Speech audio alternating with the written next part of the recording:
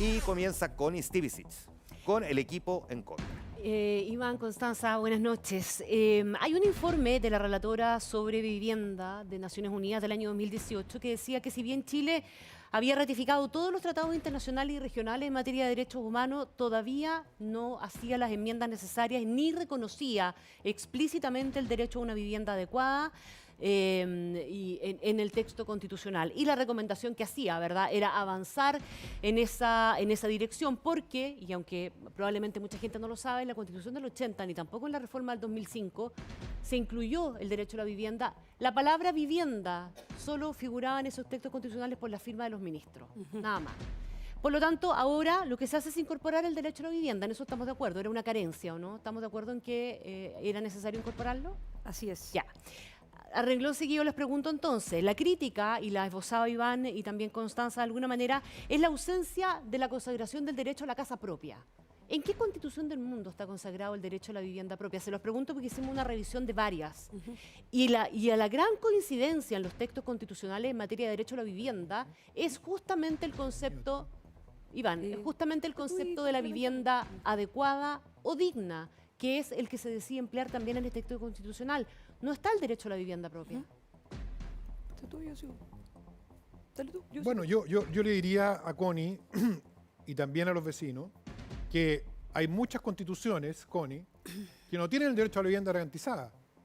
Y por el contrario, la de Argentina la tiene y tiene el triple de déficit habitacional que tenemos nosotros. La de Bolivia la tiene. Pero ustedes están reclamando por la ausencia de la vivienda propia como derecho. Déjame terminar, porque mi punto es el siguiente. El hecho que una constitución no la garantice como propia no es nada malo per se. ¿Cuál es el problema? Cuando tú generas la expectativa de consagrar el derecho a la vivienda y dejas fuera la principal aspiración de los vecinos, la principal aspiración con... No está necesariamente fuera, esa es una interpretación. No, está fuera porque... También está en sentido contrario la interpretación. No, está fuera. Por el derecho a propiedad. No, el derecho a propiedad consagra la propiedad en general. Pero, déjame terminar. El efecto que tendría, déjame contrapreguntarte, el efecto que tendría el que tú garantizaras constitucionalmente el derecho a la vivienda propia sería una judicialización imposible y una ausencia total de recursos para garantizarlo. Por eso la Constitución no lo incluye. Pero qué raro, porque en los últimos 30 años hemos entregado 2,5 Pero no estaba en la millones de viviendas y nunca ha sido un propias. derecho exigido judicialmente. Esa es la gran diferencia. Connie, la pregunta es ¿por qué pudimos entregar 2,5 millones de viviendas propias?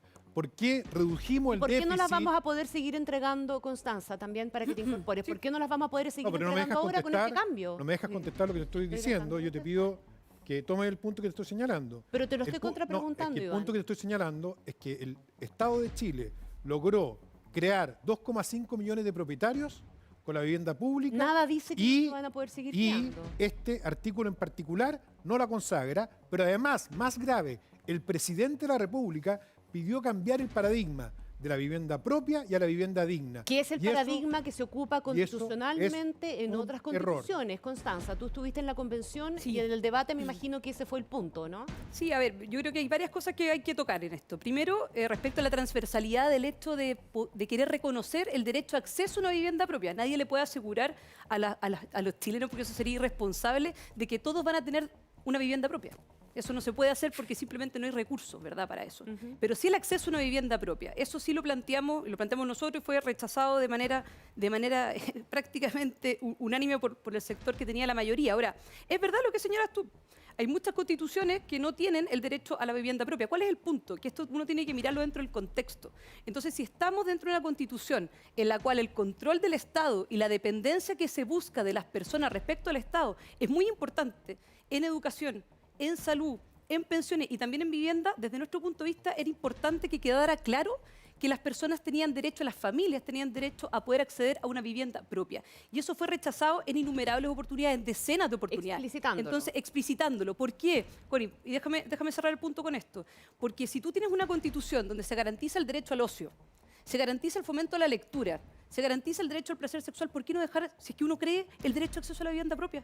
Porque yo no veía cuál era el problema. Porque te puede abrir un jurado judicial imposible de parar. Tú puedes plantear hacer exigible el derecho de la justicia, tú puedes plantear que puede llevar a un imposible. Tú puedes generar un derecho Esa es la principal argumento para que no esté. Un derecho preferente de acceso a la vivienda propia. Y ahí no hay ningún problema. O que, por ejemplo, ¿por qué también se rechazó lo del acceso?